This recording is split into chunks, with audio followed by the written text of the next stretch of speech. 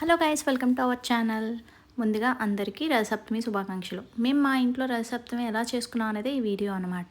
రథసప్తమి రోజు నాడు కుదరని వాళ్ళు మాఘమాసంలో వచ్చే 4 వారాల్లో ఏ ఆదివారం అయినా సరే సూర్యభగవానుడిని ఈ విధంగా అయితే పూజించుకోవచ్చు. ముందుగా పూజకు కావాల్సిన సామాన్ అంతా సిద్ధం చేసుకోవాలి. ఈ రోజున జిల్లేడాకు రేక్కాయ పెట్టుకొని తలారా స్నానం చేస్తారు. సప్త సప్త మహాసప్త సప్త ద్వీప సుందర సప్తమి రథసప్తమి అంటూ తలస్నానం అనేది చేస్తారనమాట. తలారా స్నానం చేసిన తర్వాత పూజకైతే అన్ని ఈ విధంగా అయితే సిద్ధం చేసుకున్నాం. సూర్యకిరణాలు పడే చోట ఈ పూజ చేస్తే మరీ మంచిది. అలాగే ఈ రోజున మనం పాలు పొంగించి పిడకల మీద స్వామికి ఎంతో ఇష్టమైన నైవేద్యాన్ని అయితే తయారు చేయాలి. తర్వాత ఒక ప్లేట్ అయితే తీసుకొని దాన్ని పసుపు కుంకుమలతో అలంకరించుకొని, అలాగే 7 జిల్లేడాకులను కూడా తీసుకొని వాటిని పసుపు కుంకుమలతో అలంకరించాము.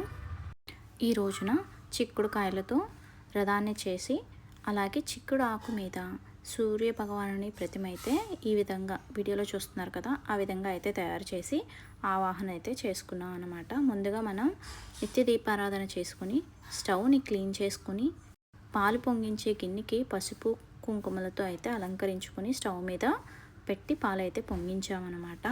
ఇలా పొంగిన పాలల్లో పొడి బియ్యము అలాగే బెల్లం సాయంతో స్వామివారికి నైవేద్యం అయితే తయారు చేశాము.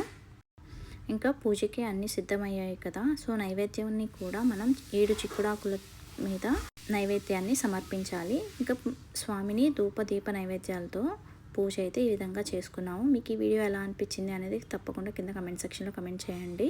మేమైతే ఈ విధంగా రథసప్తమిని సెలబ్రేట్ అయితే చేసుకున్నాం అనమాట. Thanks for watching the video. If you like the video please like, share and subscribe.